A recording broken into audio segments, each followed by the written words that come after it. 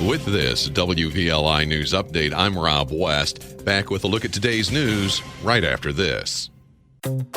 Stay connected to your community, even on the go. The WVLI Podcast Network brings you 3 great local shows. The WVLI News Update keeps you informed. Kankakee Valley Community Happenings gets you ready for the weekend. And This One Time in Kankakee shares the incredible stories of our area. Find the WVLI Podcast Network wherever you get your podcasts or at WVLI927.com. The voices you trust beyond the dial. Manteno police reporting the arrest of a 44-year-old man on child sex-related charges. In a press release, Manteno police say Matthew T. McLean of Manteno was arrested Monday following a lengthy investigation involving several local agencies and the Illinois Attorney General's Office Internet Crimes Against Children Task Force. Manteno police didn't provide much detail, except to say McLean was arrested on charges that include indecent solicitation of a minor, sexual exploitation of a child, and grooming. Law enforcement officials say the investigation continues. U.S. News & World Report out with their yearly ranking of public high schools across the nation. The list ranks schools nationally, in the state, and locally. Top-ranked high school in Kankakee County, according to the report, Bradley-Bourbonnais Community High School, which is ranked in the top 3,500 schools nationally, 138th in the state, and first in Kankakee County. Second on the local list, Manteno, which ranked in the top 4,500 nationally, 175th in the state, and second in Kankakee County. Countywide, Herscher ranked third, Grant Park fourth, Momence fifth, St. Anne sixth, Kankakee High School seventh.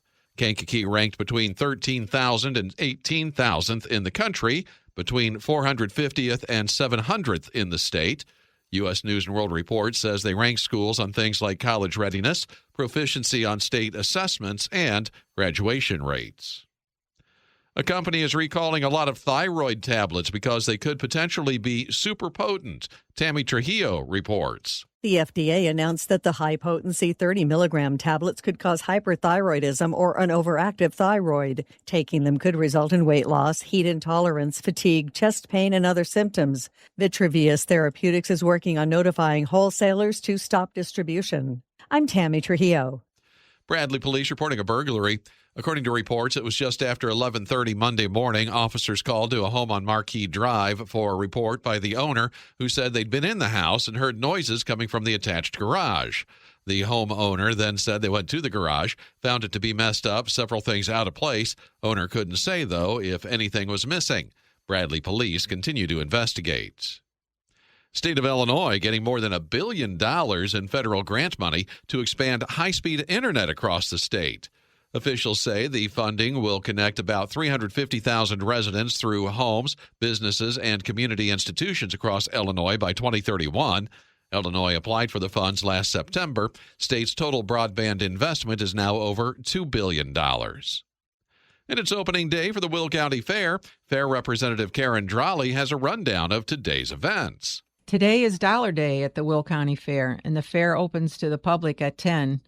The admission is just $1, celebrating the 123rd Will County Fair.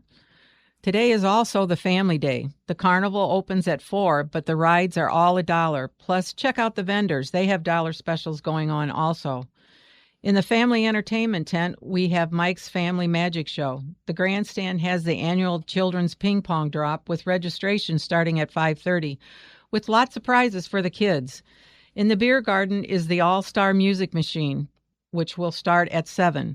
For all the information, go to thewillcountyfair.org. We look forward to seeing you at the 123rd Will County Fair, barn in the USA. Will County Fair runs through Sunday at the fairgrounds just outside Peatone. President Donald Trump has approved a major disaster declaration for the state of Indiana, that after severe historic storms damaged and flooded much of the state. Governor Mike Braun says Trump approved the declaration yesterday, less than a week after he requested it. It releases millions of federal funding dollars to the Hoosier State to help in recovery efforts. Braun called the federal help crucial support. It's the middle of West Nile virus season, and one expert is offering some tips to help reduce chances of getting the virus. Scott Pringle reports.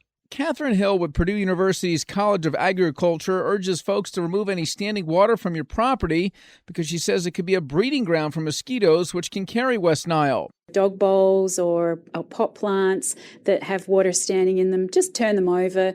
You can flush out bird baths, and this really helps to reduce the mosquito numbers or burden in your area. When spending time outdoors, she says use EPA-approved repellent and protective clothing. Hill also recommends washing the bite area, not scratching it. I'm Scott Pringle. Kankakee County Sheriff's Police looking into a burglary in the county from late last week. Sheriff's Department Chief Deputy Trent Bukowski has our Crime Stoppers Tip of the Week. Sheriff's deputies were dispatched last weekend to a burglary in Limestone that occurred on August 20th on 6000 West Road north of Route 17. At approximately 4:45 a.m., two younger-looking males wearing ski masks walked up to the property and forced entry by prying open a barn door. Once inside, the burglary suspects stole a Champion generator, a steel chainsaw, and a DeWalt weed whacker. Sheriff's investigators are asking anyone that may have any information to contact Crime Stoppers by calling 815-93-CRIME. Tips to Crime Stoppers are anonymous, could result in a cash reward. In sports, White Sox won Tuesday. Cubs and Cards both lost. Sox beat the Rangers 11-7 last night in Chicago. Rubber game of that matchup is tonight. Cubs lost 5-4 to the Diamondbacks. Same two teams wrapping up that series this afternoon in Phoenix. Cards lost to the Orioles 13-1. Game 2 of that three-game set tonight in St. Louis. Chicago Sky lost to the Connecticut Sun 87-81 last night. The Sky visit the Liberty on Saturday. Chicago Fire FC lost 2-1 to Monterey last night in League's Cup quarterfinal action. Fire take on Seattle this Saturday.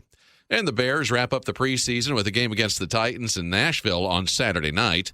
That is a check of news and sports here on this Wednesday. Have a good rest of your day. Be safe, everybody. I'm Rob West. In the summer of 1952, frantic phone calls jammed Kankakee switchboards. Mysterious blinding lights were hovering right over the Illinois Central Railroad tracks. Were they alien invaders, high-altitude physics experiments, or a legendary local prank? I'm Jake Lamore. On the latest episode of This One Time in Kankakee from the WVLI Podcast Network, we explore our hometown's strange history with flying saucers. Listen now on Apple Podcasts, Spotify, or wherever you get your podcasts.